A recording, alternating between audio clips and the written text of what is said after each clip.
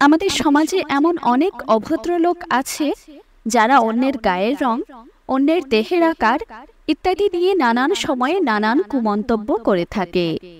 এদের কেউ বা আড়ালে এই কাজটা করে থাকে, আবার কেউ বা সামনাসামনি করে। এদেরকে অভদ্র এ কারণেই বললাম, কারণ এমন আচরণ একজন ভদ্র মানুষ কখনোই করতে পারে না। এমন মানুষ সমাজের জন্য যথেষ্ট ক্ষতিকর।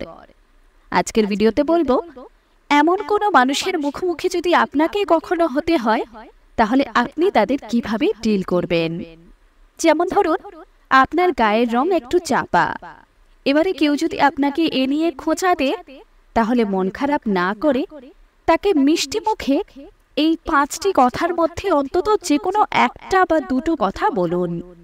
বিশ্বাস করুন, আর কখনো সে আপনাকে এমন খোঁচা দেওয়ার দুঃসাহস করবে না।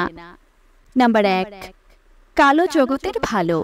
আর তাছাড়া গায়ের রং কারোর ভাগ্য নির্ধারণ করে না। মানুষের ভাগ্য তৈরি হয় তার কর্ম দ্বারা।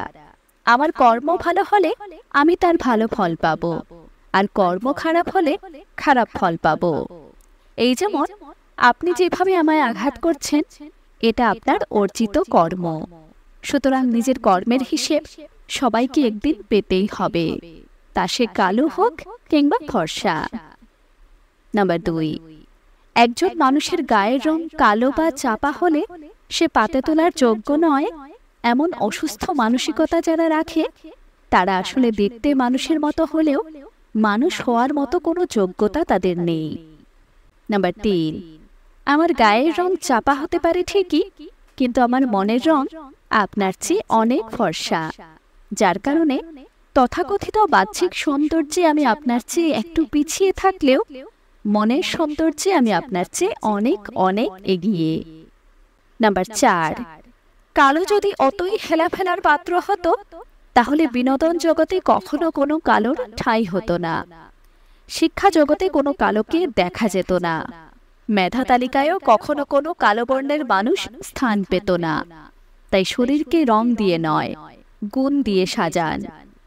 নাম্বার 5, কালো যদি এতই অপছন্দ, তাহলে মা কালীকে কেন পুজো করেন?